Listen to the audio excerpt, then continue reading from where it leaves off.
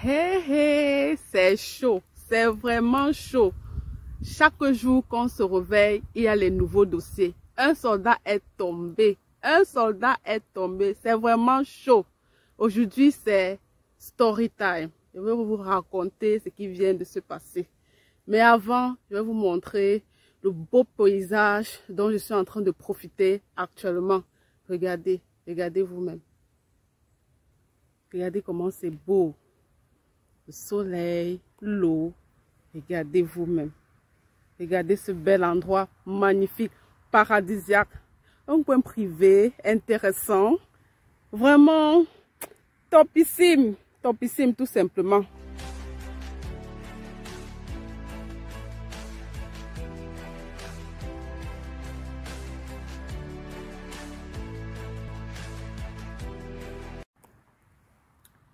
Donc, c'est une histoire assez choquante, comme je l'ai dit plus tôt, c'est vraiment terrible, vraiment. Et ce qui me choque le plus, ce qui m'énerve, ce qui me met dans tous mes états, c'est que ça aurait pu bien être évité. Ça aurait pu être évité. Voilà, il s'agit donc d'un de nos partenaires dans l'un de nos multiples forums d'entrepreneuriat qui a découvert une réalité, qui a découvert une nouvelle triste, une nouvelle... Vraiment, les mots me manquent même pour qualifier tellement c'est gravissime. Vraiment, si ça avait été mon grand frère, je me serais sentie encore plus mal. Mais bon, en tant qu'humaine, je me mets à sa place, je compatis, voilà, il y a l'empathie et tout ça. Mais bon, ça aurait pu être évité. Ça aurait pu, comme quoi, voilà, il y a beaucoup de péripéties. Bref, je reviens à l'histoire. Il s'agit d'un monsieur qui a fait ses études primaires et secondaires en Afrique. Juste après son baccalauréat, il a eu le visa pour l'Occident où il est allé, il a continué ses études universitaires et il a fini, il a décroché un bon boulot. Moi, j'ai pas envie de j'ai pas envie de donner trop de détails parce que voilà, il faudrait pas qu'on reconnaisse rapidement la personne. Donc, on va pas citer les gens ici. Le but étant de présenter la situation afin que ça puisse sensibiliser, ça puisse mettre certaines personnes en garde à propos de leurs attitudes envers les uns et les autres, surtout ceux qui partagent leur vie de tous les jours. Plus tard, il a commencé, il s'est lancé dans le monde de l'emploi avec l'entrepreneuriat en parallèle. Il a fait quelques placements intéressants qui lui ont généré beaucoup d'argent et il continue d'investir progressivement. Voilà. Durant son parcours universitaire ici, il est tombé sur une jeune fille toujours originaire de son pays et ils ont évolué ensemble compte tenu du fait qu'ils étaient ressortissants d'une même région. La relation s'est plutôt bien passée et les différentes familles ont été acceptées rapidement. Donc, il n'y avait pas de problème à ce niveau, sauf que lorsque le monsieur a commencé à travailler, donc juste après ses études, voilà, son comportement avait changé en ceci que vous connaissez comment les hommes sont. Les hommes bantous majoritairement, voilà. La dame se plaignait de l'infidélité et tout ça. Elle n'était même plus trop pour le mariage. Et il a insisté, les familles ont arrangé, voilà. Il a fait des promesses comme quoi ça ne se répéterait plus et tout, qu'il avait changé compte tenu de l'engagement important qu'ils devaient prendre tous les deux, à savoir le mariage. Sauf que, à peine être marié, voilà, des affaires louches auxquelles il a été mêlé et c'était dans la goutte d'eau qui avait débordé le vase dans la mesure où la dame en question l'avait prévenu que vraiment si ça se reproduit encore, ou bien si on se marie et que tu me fais encore un coup bas de ce genre, tu vas voir. Notons que la dame, c'est du genre, voilà, le profil de la dame, c'est du genre 3x5. Pour l'avoir rencontrée personnellement, franchement, elle est très posée, elle est très calme. L'entrepreneuriat, c'est pas trop son truc, elle est plutôt carriériste. Et en tant que carriériste, elle est concentrée sur ses objectifs et voilà. Donc, voilà, c'est une personne que, voilà, on ne peut pas imaginer qu'elle puisse... atteindre certaines limites, qu'elle puisse aller au-delà de certaines limites. Donc, voilà. Comme elle avait prévenu que tu verras, elle a mis son plan à exécution. Donc, les gens, ils ont continué la relation et vous savez ici, les hommes d'affaires notamment et même les hommes qui occupent les bons postes de cadre, etc. Ils ont beaucoup de missions qui les amènent à se déplacer constamment. Et voilà, quand on a affaire à quelqu'un qui n'est pas discipliné, c'est vraiment dommage dans la mesure où il lui arrive lors de ses déplacements de faire du désordre et ce n'est pas une bonne chose. Les femmes ont un sixième sens assez développé, donc vous en tant qu'homme, ne pensez pas que ce que vous faites là passe inaperçu et on ne le sait pas quoi. Il y a beaucoup qui le savent mais elles décident de garder le silence. Ça c'est pour celles qui décident de rester parce que il y en a qui ne supportent pas, décident de mettre un terme à la relation, passer à autre chose. Mais celles qui restent là, ce sont les plus dangereuses dans la mesure où, voilà, elle n'est pas contente. Vous ne savez pas ce qui va se passer par la suite. Donc, ce qui s'est passé par la suite en ce qui concerne cette histoire précisément est que la dame, malheureusement, l'a collé 2 enfants. Je dis bien 2 enfants, leurs 2 uniques enfants qui ne sont pas ceux du monsieur. Voilà. Aujourd'hui, les enfants, je ne vais pas donner l'âge, c'est vrai. C'est vrai qu'ils sont après adolescence. Je ne vais pas donner l'âge. Ce sont encore les enfants en bas âge. Je ne vais pas donner l'âge afin qu'on ne reconnaisse pas. De qui exactement il s'agit? On dit, voilà, 99 jours pour le voleur, un seul jour pour le grand patron. Il y a eu certaines choses qui ont attiré l'attention du monsieur. Voilà, il y a eu du tapage et la dernière conclusion afin de décider les points d'interrogation, c'était de faire le test d'ADN. Ce qui a été fait. Le test d'ADN a été fait. Voilà. Et on a découvert le poteau rouge. Il en ressort du test d'ADN qu'aucun des 2 enfants, ni la fille, ni le gars, ne sont les enfants du monsieur. Malheureusement. Donc, de toute façon, la dame qui est calme là, 3 fois 5, lui avait dit que tu vas voir. Il a vraiment vu avant de croire qu'elle ne blaguait pas. Et malheureusement, le monsieur est mélangé. Je dis bien mélangé. C'est vraiment triste, c'est dommage.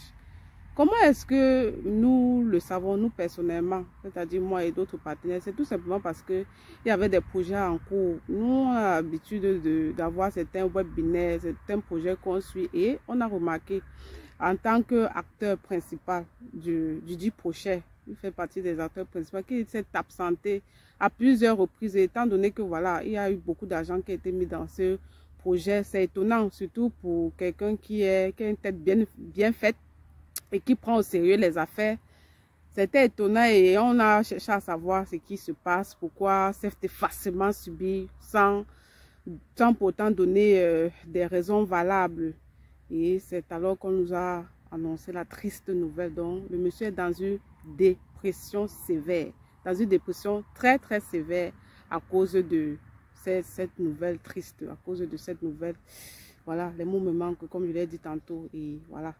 Ce que moi je souhaite au monsieur ici, c'est de se refaire une santé mentale et de reprendre à zéro tout simplement parce que en dehors de ça, qu'est-ce que je vais dire d'autre? C'est tout ce que je lui souhaite le meilleur. C'est terrible ce qu'il vient de vivre là. Voilà, on va annoncer à quelqu'un du jour au lendemain que tes enfants ne sont pas tes enfants. Les enfants à qui tu as donné de l'amour, les enfants avec qui tu as fait tout. C'est pas comme si c'était tes enfants adoptifs. Genre, tu l'avais fait et tu savais que, voilà, tu les as adoptés. C'est pas forcément ton sang, mais bon, des enfants, voilà, que depuis le ventre de leur mère, tu les as aimés, tu les as donné l'affection. Voilà, on t'annonce une pareille nouvelle du jour au lendemain. C'est triste, c'est touchant. Je me mets à sa place, je compatis. C'est vraiment terrible. Maintenant, le second volet, c'est de sensibiliser les hommes. Voilà, moi, c'est plus la leçon à tirer qui m'intéresse dans la mesure où force est de constater de nos jours que les hommes en général, et particulièrement les hommes bantous, je vais mettre l'accent plus sur les hommes bantous parce que on évolue dans l'entrepreneuriat et on est dans plusieurs forums. Ce que je vois, c'est ce qui est. Quand quand les hommes, ils atteignent une certaine aisance financière, ils se croient tout permis, voilà. Ils pensent qu'ils peuvent avoir toutes les femmes, peuvent bafouer les règles sociétales, ils peuvent s'amuser comme ils veulent. Et parfois, il y a certains qui ne se cachent même pas. Ils se disent, voilà, si tu as sa compagne, à sa femme, il lui dit, voilà, si tu veux, si ça ne te plaît pas, tu fiches le camp, tu quittes. De toutes les façons, j'ai les moyens de ma politique et donc n'importe quelle femme va m'accepter puisque j'ai assez de moyens pour l'entretenir. Or, ça ne se passe pas comme ça. C'est dans la vie, lorsqu'on veut évoluer, moi, ce que j'ai compris de ma petite expérience, c'est que l'intégrité, c'est ça qui fait les affaires, c'est ça qui fait évoluer, c'est ça qui fait atteindre certains échelons dans les affaires. Ça veut dire quoi? Ça veut dire qu'il faut s'entourer des personnes qui sont bien, qui sont vraies, qui sont loyales autant pour moi. Il faut s'entourer des personnes très très loyales parce que la loyauté c'est quelque chose mais d'abord très très rare de nos jours. Et quand on parle de personnes loyales, la première personne ou alors les premières personnes que tu devrais choisir pour mettre dans ce camp des personnes loyales qui devraient t'accompagner durant toute ta vie, c'est d'abord la famille. C'est d'abord la famille, il faut bien traiter parce que c'est la dite famille, notamment l'épouse ou alors l'époux, qui contrôle tes arrières quand tu n'es pas là. C'est la dite personne, c'est ton conjoint, c'est ton partenaire de vie qui fait tout, qui sait tout de toi, qui connaît tous tes secrets. Donc, si jamais quelque chose ne se passe pas bien et que la personne aimerait se venger, elle va divulguer tous tes secrets ou il est la première personne à te détruire. Vous dormez ensemble, vous faites tout ensemble, il connaît tes points faibles, tes points forts, il connaît absolument tout, elle connaît tout de toi. Donc, si elle veut te briser, elle va te briser. Tu ne peux pas être avec une femme, je parle du cas du monsieur en question, là je reviens à lui. Tu ne peux pas être avec une femme, c'est toi qui voyages tout le temps, tu lui confies ta maison, tu lui confies tes comptes bancaires, tu lui confies toute la gestion de ta vie. Parce qu'en dehors de l'argent que tu t'en vas chercher dehors, là, franchement, ça c'est le minimum. Moi, je vais dire ça comme ça, c'est le minimum. Parce que le reste, là, c'est ça. La preuve, moi, je dis c'est le minimum. Parce que la preuve, c'est, regarde où tu en es maintenant, c'est très, très dommage. C'est vraiment très, très dommage. Si tu avais fait attention, si tu t'étais remis en question avec tous les conseils qu'on t'avait donnés avant le mariage, si tu avais prêté serment et que tu as tenu à ta promesse, qu'on ne serait pas arrivé là. Parce que tu l'as prise pour acquis, tu l'as sous-estimé, tu t'es dit, voilà, elle ne peut rien me faire. D'ailleurs, même, voilà, en fait, tu t'es dit, voilà, je la connais, je connais ses limites. On ne connaît jamais l'être humain trop bien. Voilà, en ceci que, au fil du temps, la personne que tu croyais connaître trop bien, c'est la personne qui va te prouver pourquoi beaucoup n'a pas S. Excusez-moi un peu pour l'ironie, mais bon, c'est ça. C'est ça malheureusement. Donc, et ça prouve, ça démontre à suffisance ce que le monsieur est en train de vivre actuellement. Donc, cher monsieur, je vous en prie, s'il vous plaît, parce que oui, en Afrique ou alors dans tout le monde entier, c'est l'homme qui choisit sa femme, c'est l'homme qui épouse, voilà. En tant que chef, que ce soit sur le plan sociétal, parce que oui, la femme est le sexe faible et l'homme le sexe fort. Et encore chef de famille, il faut bien traiter vos femmes. Traitez bien vos femmes parce que c'est elles qui détiennent les clés de votre vie. Traitez-les bien quoi qu'il arrive, à la moindre petite occasion. Moi, dans le cas de ce qui est arrivé au monsieur, voilà, j'aurais aimé même que, voilà, on vole toute sa fortune, mais au moins que les enfants lui appartiennent. Parce que lorsqu'on perd de l'argent, il y a les possibilités, lorsqu'on est en santé, de refaire encore l'argent qu'on a perdu, voire plus. Mais là, il s'agit des enfants. Vous voyez, vous connaissez le temps, l'énergie et tous les sacrifices que ça prend pour avoir les enfants, les éduquer, les faire grandir. Vous voyez, encore que c'est d'abord une bénédiction pour les avoir. C'est qu'il y a des gens qui cherchent les enfants longtemps avant de les avoir. Voilà.